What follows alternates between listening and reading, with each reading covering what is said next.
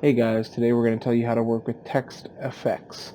So here we've got a Word document, we've got a few words on it, and we want to apply an effect. And we know about the colors.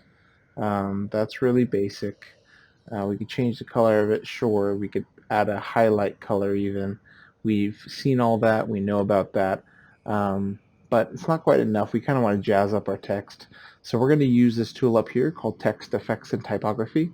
And if you go ahead and click on it, there's some preset effects that you can apply to your words here. So we're going to choose one of those, and that's a really quick way to kind of jazz up what you're doing. Also, if you wanted to get really specific, you could come down here, so you have outline, you can change the outline color for the words. You could, I'll just choose kind of a dark blue.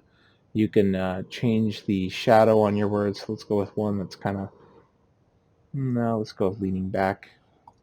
You can add a reflection. So we'll do a little, maybe like a half reflection.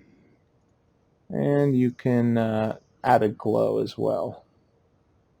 So I mean, there's quite a bit here to kind of give your words a little more style, and that's about it with text effects in Microsoft Word 2016 and 2019.